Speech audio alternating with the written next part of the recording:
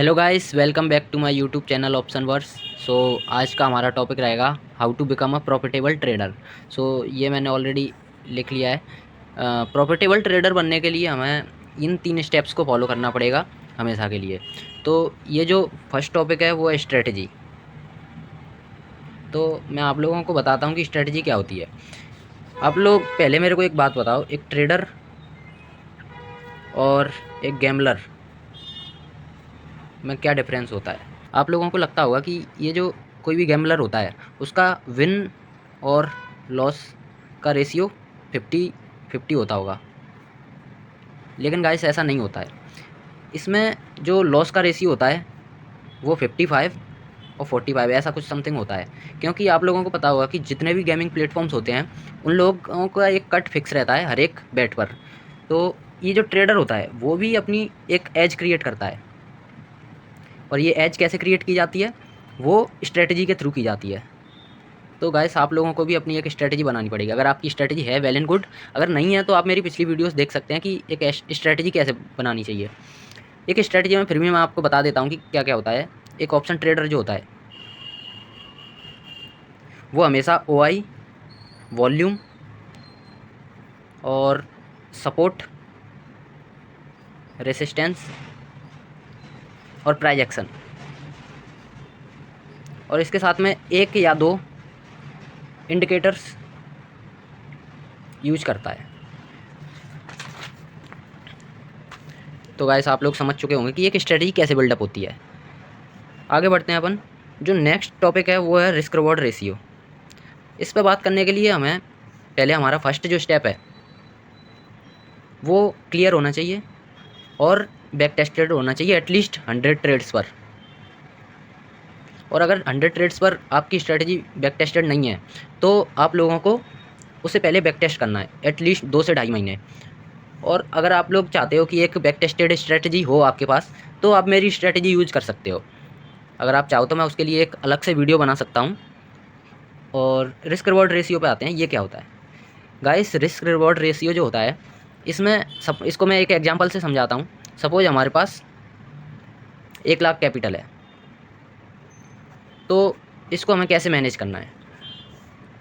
तो जब भी हम ट्रेड लेते हैं तो उसमें ऐसा नहीं है कि हम पूरा लॉस कर दें या पूरा प्रॉफिट कर लें, मतलब कि एक ही दिन में 1 का 2 हो जाए या फिर 0 हो जाए। ऐसा नहीं हो सकता गाइस। अगर आप यही करने वाले हैं तो आप गेमिंग खेलो, उसमें शायद आपको प्रॉफिट हो जाए। लेकिन जो ट्रेडर होता है, ट्रेडिंग में ऐसा कुछ भी नहीं होता है। एक ट्रेडर की जो मेंटेलिटी होती है वो हमेशा ये जो रिस्क रिवॉर्ड रेशियो है वो स्ट्रेटजी के थ्रू बिल्डअप करता है। सपोज आपकी जो स्ट्रेटजी है वो 70-80% विन रेशियो है आपकी स्ट्रेटजी का, तो आपको उसके थ्रू एक रिस्क रिवॉर्ड रेशियो प्लान करना होगा। फॉर एग्जांपल जो मेरी स्ट्रेटजी है उससे मैं 75-80% रिस्क विन रेशियो निकाल लेता हूँ। तो इसके अकॉर्डिंग जो मैंने अपनी स्ट्रेटजी बनाई है, इसके अकॉर्डिंग जो मैंने रिस्क रिवॉर्ड रेशियो अपना प्लान किया है वो कुछ ऐसे है कि या तो मैं 5% पर ट्रेड लॉस करूँगा या फिर 10% प्रॉफिट करूँगा। ऐसा नहीं है गाइस ये फिक्स है, ये फ्लेक्सिबल हो सकता है, बट उस लेवल पर नहीं हो सकता है कि हम 20% 30% पर डे प्रॉफिट निकालें। ऐसा है कि 11-12% या 8-9% प्रॉफिट हुआ, 3-4% लॉस हुआ या 5-6% लॉस हुआ, इससे ज़्यादा इसको फ्लेक्सिबल नहीं कर सकते हैं। तो अगर एक स्ट्रेटजी और रिस्क रिवॉर्ड रेशियो हमारे पास है तो इन दोनों चीज़ों को एक फ्रेम में रखने के लिए जो थर्ड स्टेप होता है वो है डिसिप्लिन। गाइस अगर आप में डिसिप्लिन नहीं है तो आपकी स्ट्रेटजी कितना भी विन रेशियो रखती हो और कैसा भी आपका रिस्क रिवॉर्ड रेशियो हो, आप एट द एंड लॉस ही करेंगे।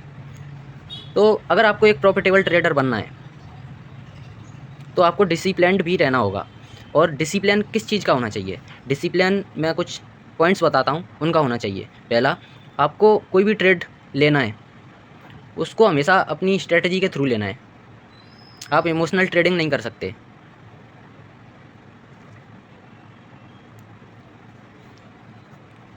और जो सेकंड पॉइंट है, आपको हमेशा रिस्क रिवॉर्ड रेशियो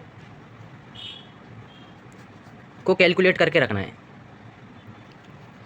और जो थर्ड पॉइंट है, अपने इमोशंस को कंट्रोल में रखना है, मतलब नो इमोशंस होना चाहिए। और जो फोर्थ पॉइंट है वो है पेशेंस। आप में हमेशा पेशेंस होना चाहिए। सो गाइस, आई होप आप लोगों को ये चीज़ें समझ में आई होगी। अगर आप 1 महीने फुल डिसिप्लिन्ड रहते हैं अपनी स्ट्रेटजी और रिस्क रिवॉर्ड रेशियो के साथ, तो at the end of the month आप एक प्रॉफिटेबल ट्रेडर रहेंगे। आई होप गाइस आप लोगों को समझ आया होगा।